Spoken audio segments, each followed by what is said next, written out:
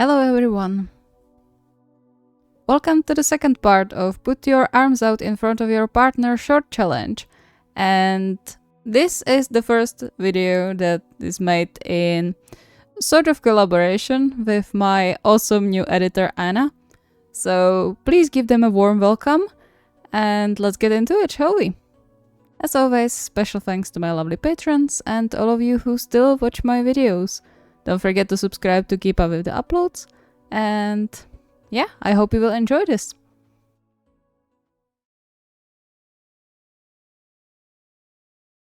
The air in their home had been tense for the last few days. Genji felt it, more than he would like. Nothing happened between them, fortunately, but the disappointment from the constant adoption and fostering rejections weighed heavily on Aone, and by extension, him too. And here he thought agreeing to Aone's wish to have a child would bring them happiness, even if he himself was uncertain about it at all. No matter what he did, kids seemed to hate him. What if the child they got to take care of would feel the same? What then? The kid wasn't a piece of furniture to get rid of when they stopped liking it. It was a responsibility. And if he couldn't grasp that responsibility, then... He shook his head to get rid of the worst scenarios, and instead turned his attention to other things. The challenge was actually a welcome distraction when he thought about it. He just had to wait for Aone to come out of his workroom. I hope he will understand what I'm doing. He can be a little dense sometimes. I wouldn't want my arms to fall off. He couldn't help but chuckle quietly at that image, and then relaxed into the couch cushions. Whatever was supposed to happen would happen. He could just hope for the best and go along. Speaking of, it didn't take long before he heard the usual bang of the heavy door closing. He turned around, his chest constricting when he spotted the wooden toy in his fiancée's hands. Working ahead, huh? Aone shrugged, leaving the little train on the table. It's better to be prepared. Right. He forced himself to smile and focus on the challenge instead, and reached his arms out towards Aone before the discussion could turn to kids again. Aone paused and tilted his head, and Genji could almost see the cogs turning in his head. Do you want something? Kinda. He stopped right in front of Genji, his brow furrowed in concentration and perhaps a little confusion too. Patient, Genji shifted so that his open arms were still in front of Aone, and then he squealed when Aone suddenly wrapped his arms around him and effortlessly picked him up. Desperately searching for stability, Genji clung to him like a koala, his heart beating wildly in his chest. You'll be the death of me one day. Was it not that? Not entirely, but it's fine. He relaxed and hugged Aone too, hiding his face in his shoulder.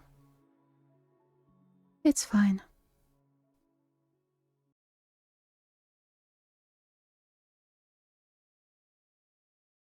To say Tanaka was worried would be an understatement. He was terrified, in fact, dreading every minute Ennoshita spent away from him and in potential danger.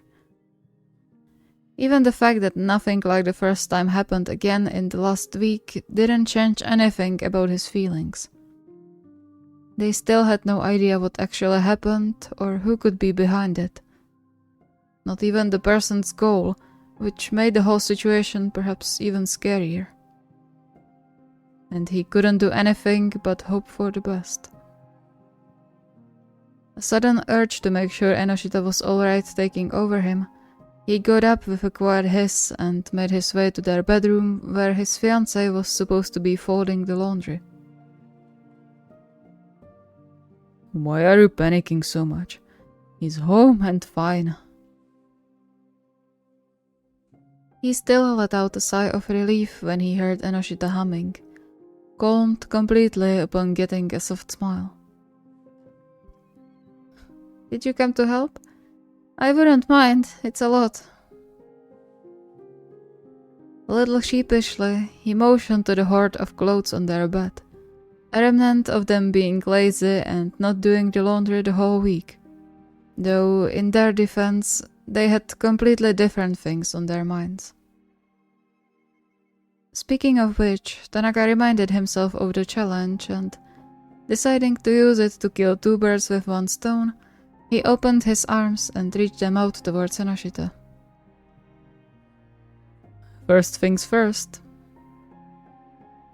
It only took a second for Ennoshita to nest himself into the hug, the content hum leaving his mouth when Tanaka squeezed him to his chest, telling him they both needed some hugs. That was fast. It was supposed to be a challenge, to see how long it would take you to guess I was offering a hug. Ennoshita chuckled quietly while snuggling closer. Well, you do this quite often, so it wasn't difficult to guess. And, I wanted the hug anyway. The already familiar tension returned immediately into the air, prompting Tanaka to squeeze tighter. He wasn't as naive as to think Ennoshita wasn't affected by the invisible threat, but feeling him shiver now, taking a shallow breath and gripping the back of his jacket as if to ground himself, he realized just how much was hidden behind Ennoshita's smile. Better? Yeah. Just stay here for a while. Please. I'm not going anywhere. I know. It's just... Why does it have to be happening? For that, Tanaka had no answer.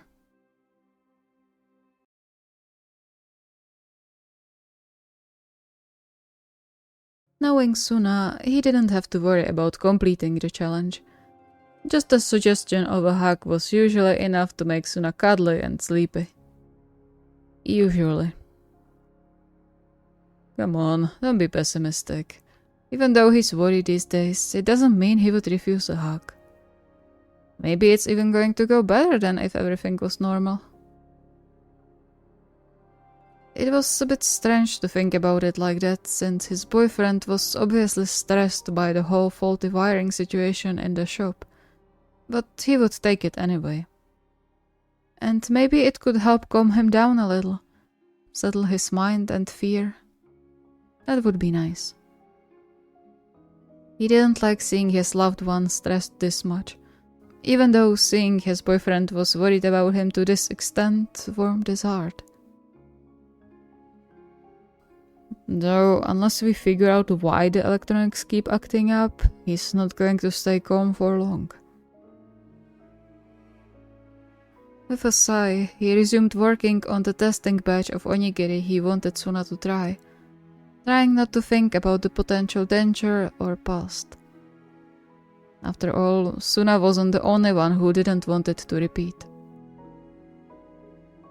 Soon, the food was done and, unsure what else to do in the meantime, he flopped down on their bed, starfish style. But what to do when even electrician doesn't know what the issue is? Lazying off, huh?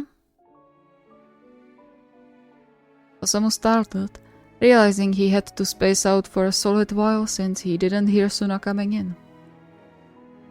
He was quick to regain composure though and scoffed. You are the one to talk. You sleep like 80% of time when you are home. Sir, I'm not.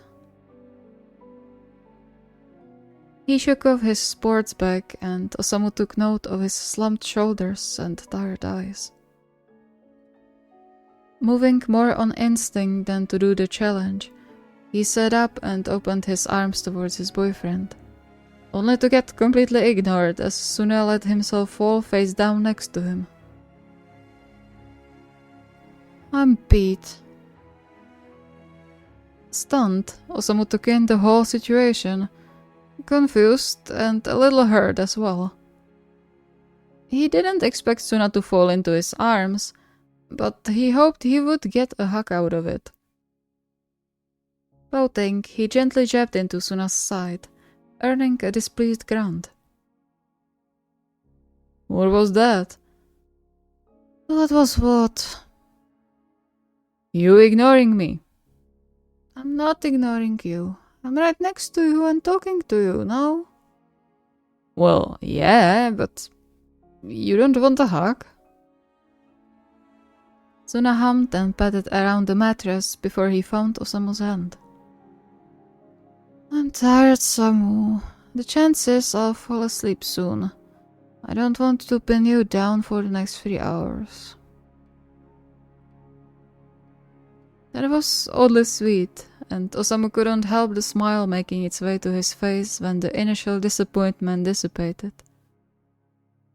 He lay down next to Suna, shuffling closer so that they could touch without having to move, and pushed a strand of hair from his boyfriend's eyes. But a nap together doesn't sound that bad. You can join. That's exactly what I'm doing.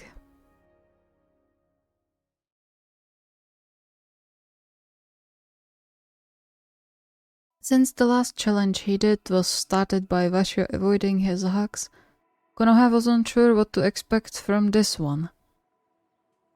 In a way, he was waiting for a challenge like this to hopefully disperse some of the worries that settled on his mind recently, and maybe do the same for Washio too. But as much as Washio tried to return his hugs and go for some himself, Konoha could see he was hesitant sometimes. He still had no idea what worried his fiancée so much, which in turn made him nervous. How could it not when something was clearly wrong? Unfortunately, he wouldn't pry anything from Washio even if he tried, and so the only thing he could do was to sit tight and wait. He just hoped it wouldn't turn into a similar crisis like the one that surrounded Washio's proposal to him. He's so stubborn. Why can't he learn to share these things with me? Doesn't he know how much it hurts to not know anything? It's like he's doing it on purpose. He shook his head to chase that thought away as fast as it appeared. Washio was one of the kindest souls he knew. No way he would be doing something hurtful on purpose. He probably just didn't know better. Yeah, that's what it was, for sure. Determined to hold on for as long as possible, he sat on the couch fidgeting, just as his fiancée came out of the shower.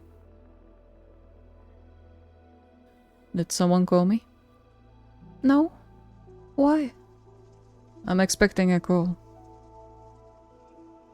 He still checked his phone, a soft hum leaving his mouth when he, unsurprisingly, found the call log clear. You don't believe me? It came out much weaker than he wished. He didn't even want to ask it out loud. Washio was by him in a flash, taking his face in his palms just like always, concern seeping from his eyes. Of course I do. I would entrust my own heart into your hands. Then what's going on? Why do you never tell me what's wrong? He stepped back. You say you trust me with your heart, but you don't even trust me with your problems. That's not... It is! Remember how it ended last time? Pain flashed over Washio's face, and Konoha yelped when he got squished in a firm, yet so gentle embrace. I'm sorry, dear. I didn't want to hurt you, I swear. You didn't, but just talk to me. Please. He didn't care for anything else at that point. He just wanted them to communicate, fully and without secrets. He felt Washio nod, and then a kiss landed on the crown of his head. I will, I promise you that. Let's talk after dinner, alright? Okay, yeah, that sounds good.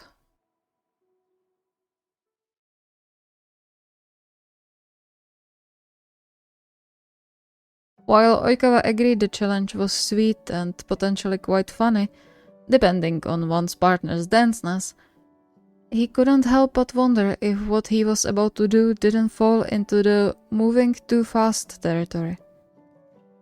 Sure, it was just a hug, but still. They agreed to go slow, repair their relationship brick by brick, cellar to roof. He couldn't jump to the second floor all of a sudden. However, their last conversation gave him hope. Enough to not let him waste the opportunity when it presented itself. Fingers crossed, I guess.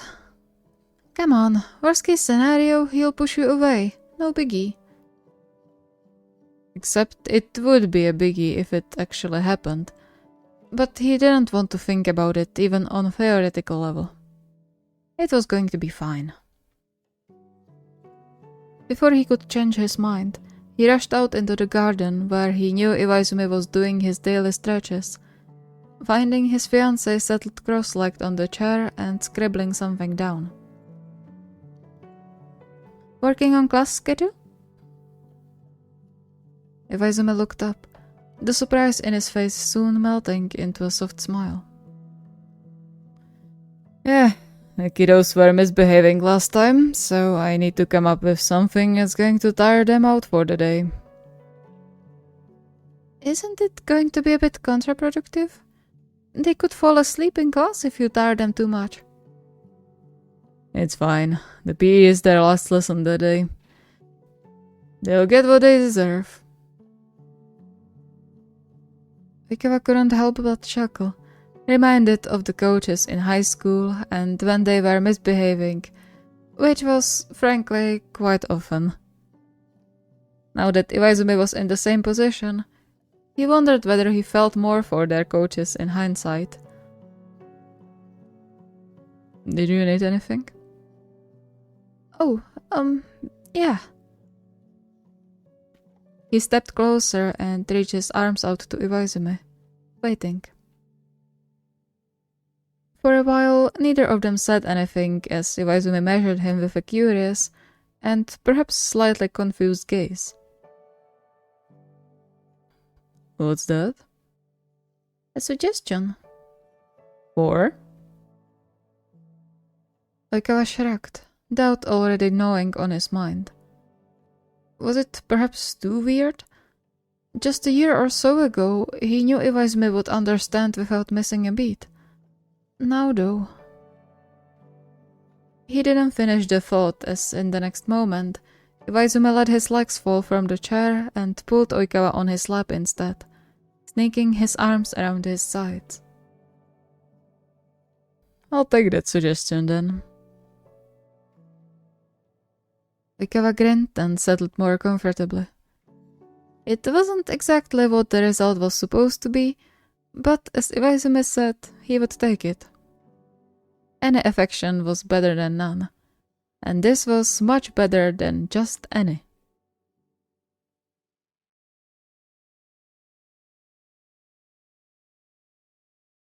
The main reason Semi came up with the challenge was to hopefully put Shirabu's worries to rest once and for all in some light-hearted, gentle way.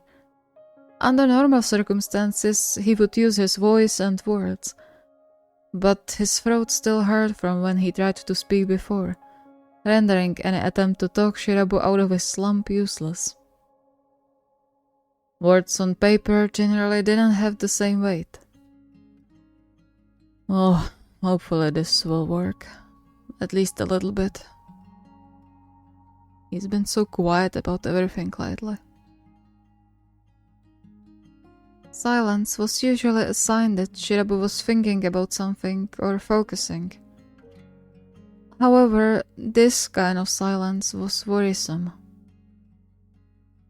It has to work.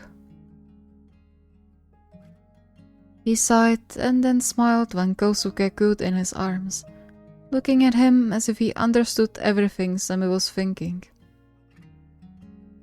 It's our turn to take care of that now, He gently pinched Kosuke's cheek and then returned him into the crib, heading into the bedroom to search for his boyfriend. Sure enough, he found him slumped over some books, quiet and motionless. He gently tapped on his shoulder, earning a tiny, surprised yelp. "Oh, sorry, I didn't hear you come in." Leaning down, Semi kissed his cheek and then peeked over his shoulder to find out what caught his attention to this degree.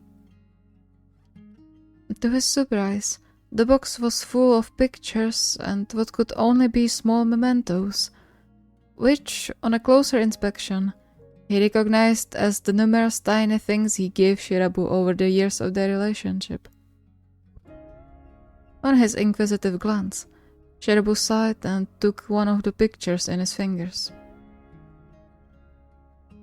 "I like to go through this from time to time. You know, remind myself of everything we've been through and all the nice moments we had." Semi's heart melted, yet there was an unspoken warning in what Shirabu said. Not in his voice, but rather in the fact that he decided to reminiscent now. He gently patted Shirabu's hair and then opened his arms to him, earning a somewhat confused furrow of brow. "What are you doing?" Semi shrugged and turned his hands palms up to hopefully nudge Shirabu in the right direction. Soon, Shirabu's confusion shifted into understanding, followed by something Semi didn't want to see. Hesitation. "You want a hug?" On Semi's nod, he bit his lip and looked away, his eyes stopping at the box again before he spoke quietly. "You think I deserve it?" "Of course you do." Unable to keep going for any longer, he grabbed Shirabu's hands and pulled him up from the bed and into his arms, squeezing him tight. He wanted to speak, desperately so, but the pain that would definitely come afterwards stopped him. He had to get better first, not hinder his recovery again. And so he just settled for rubbing Shirabu's back and soft hums with a few kisses in between, hoping it was enough to get his feelings across. "You deserve all the love in the world. Please remember that." Thank you so much for watching. I hope you enjoyed. So now that I finally have an actual editor, half of the work that I have with the videos is off my shoulders, which I'm very grateful for, because it's the most annoying part. But it also means that I will have more time to write. I said it under the last video that I will try to switch between monoship and polyship challenges, like week by week, so that the polyship challenges don't hang in the air for too long like the last time. So I hope you are excited for that, and also Kinkuni Parenting Journey Special is coming up, so keep an eye out on that. If you have any requests or ideas, the request form is linked in the video description. See you next time!